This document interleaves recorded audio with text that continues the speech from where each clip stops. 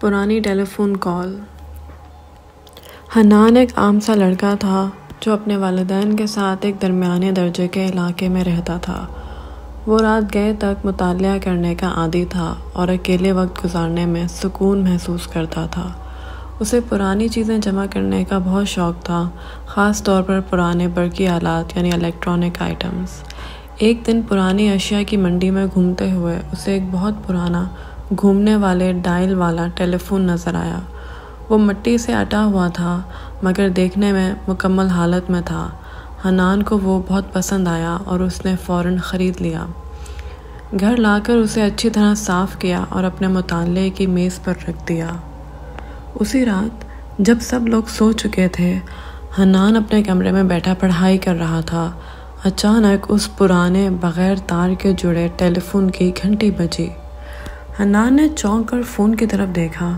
وہ حیران رہ گیا کیونکہ ٹیلی فون کسی بھی کنیکشن سے منسلک نہیں تھا۔ اس نے سوچا شاید کوئی خرابی ہے یا اندرونی خرخراہٹ، مگر پھر دوبارہ گھنٹی بجی۔ آواز معمولی نہیں تھی، یہ صاف اور زوردار تھی۔ دل پر جبر کر کے اس نے فون اٹھایا۔ دوسری طرف صرف کسی کی سانسوں کی آواز آ رہی تھی۔ حنان نے ہچکچا کر کہا، کون ہے؟ تبھی ایک مدھم مگر سرد آواز آئی، تم نے میری چیز چرا لی ہے۔ حنان کا دل کانپ اٹھا۔ اس نے فوراً ریسیور رکھ دیا، ٹیلی فون دراز میں بند کیا اور بستر پر لیٹ گیا۔ مگر نیند آنکھوں سے کوسوں دور تھی۔ رات کے 2 بجے دوبارہ وہی ٹیلی فون بجا، اب کی بار پہلے سے بھی زیادہ زور سے۔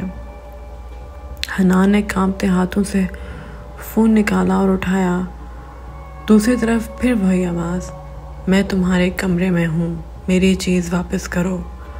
حنان نے ریسیور رکھا، گھبرا کر کمرے کی لائٹ جلائی، چاروں طرف نظریں دوڑائیں مگر کچھ نہ تھا۔ اس نے فوراً ٹیلی فون اٹھایا اور باہر بیٹھک میں رکھ دیا، پھر اپنے کمرے کا دروازہ بند کر کے اندر آ گیا۔ مگر کچھ لمحے بعد دروازے کے نیچے سے ایک سایہ سا اندر داخل ہوا اور اچانک وہی سرد آواز، اس بار کمرے کے اندر سے، اب بہت دیر ہو چکی ہے۔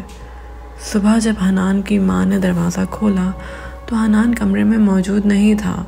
اس کی میز پر صرف وہی پرانا ٹیلی فون رکھا تھا، مکمل خاموش، مگر اس کے ڈائل پر 13 کا ہندسہ نمایاں تھا، جیسے کسی نے آخری بار اسی نمبر پر بات کرنے کی کوشش کی ہو، اور پاس ہی ایک ٹوٹا ہوا چشمہ تھا، حنان کا۔